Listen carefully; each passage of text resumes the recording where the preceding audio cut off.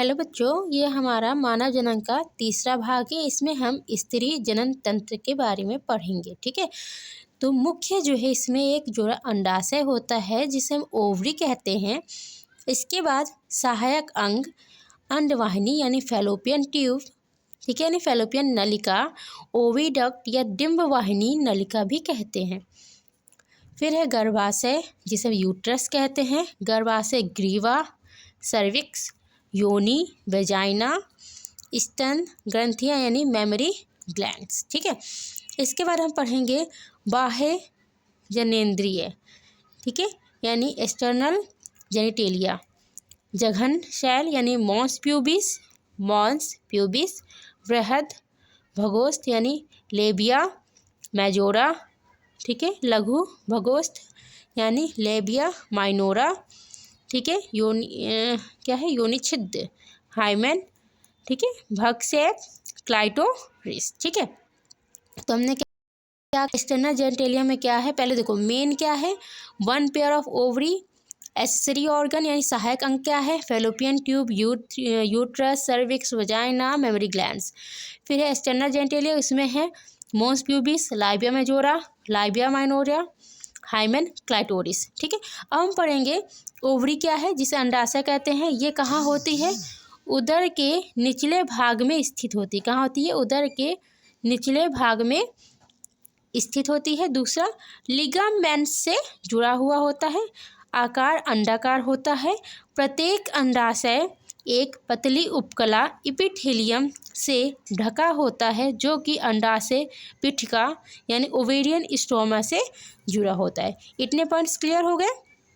ये पेज आपको क्लियर हुआ। अब हम नेक्स्ट पेज में चलते हैं। अब हम पढ़ेंगे ओवेरियन हार्मोन का स्राव। कौन से ओवेरियन हार्मोन रहते हैं, एस्ट्रोजन, प्रोजेस्ट्रोजन। ठीक है, अब हम बात करें फैलोपियन नालिका, ठीक है, जो कि 10 से 12 सेंटीमीटर लंबी होती है। इसके 3 भाग होते हैं। इनफंडिबुलम जिसे हम कीपक कहते हैं, जो कि ओवम को कलेक्ट करते हैं, यानी कलेक्शन ऑफ ओवम, ठीक है, अंडाणु को संग्रह करता है। एम्पुला जिसे हम तुम्बिका कहते हैं, जो निषेचन करवाता है। यहाँ निषेचन क्यों होता है, क्योंकि यह चौड़ा भाग होता है। फिर है स्थमस संकीर्ण पथ जो कि गर्भाशय को जोड़ता है। क्लियर। अब जब हम पढ़ेंगे गर्भाशय जिसे हम यूट्रस कहते हैं, बच्चादानी भी कहते हैं उसे हम। इसका आकार उल्टी रखी गई नाशपाती के जैसा होता है। कैसा, उल्टी रखी गई नाशपाती के जैसा होता है। इसके 3 स्तर होते हैं।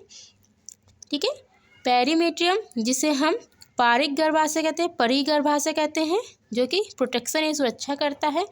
मायोमेट्रियम जिसे हम गर्भ कहते हैं, जो कि प्रसव के समय, ठीक है, यानी डिलीवरी के समय क्या होता है, तेज कॉन्ट्रैक्शन करता है, यानी प्रसव के समय तेज संकुंचन करता है। फिर है हमारा एंडोमेट्रियम यानी गर्भाशय अंतः स्तर, जो कि मेंस्ट्रुअल साइकिल यानी आर्तव चक्र में इसका यानी ये अपना कार्य दिखाता है। ठीक है, इसके बाद हम पढ़ेंगे जो स्त्री जनन तंत्र है वो कैसे दिखता है। तो वो देखिए, ये है, ये क्या है, पूरा फैलोपियन ट्यूब है। ये स्थमस जो कि एम्पुला, यहीं पर फर्टिलाइजेशन होता है यानी निषेचन।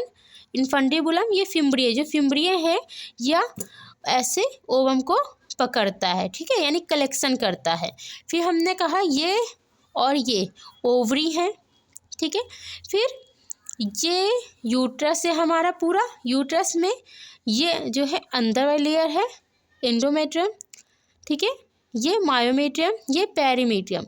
एंडोमेट्रियम मेंस्ट्रुअल साइकिल के समय उसका कार्य होता है। मायोमेट्रियम प्रसव यानी पार्चुरेशन यानी जब डिलीवरी होती है तो तेज कॉन्ट्रैक्शन की आवश्यकता होती है, तो उसमें कार्य करता है। पेरीमेट्रियम ये प्रोटेक्शन करता है, ठीक है। ये सर्वाइकल कैनाल और फिर बर्थ कैनाल, ये क्या है, हमारा वेजाइना है। ये क्षेत्र स्त्री जनन तंत्र का है, ठीक है। ऐसे जो मैं छोटे छोटे नोट्स बनाए हैं ये आपके लिए काफ़ी यूज़फुल है, तो अपने से कॉपी में लिखिए। अब इस वीडियो के बाद हमारा भाग 4 आएगा, यानी पार्ट 4 होगा, जो कि मेमोरी ग्लैंड्स के बारे में बताया जाएगा। ठीक है, थैंक यू।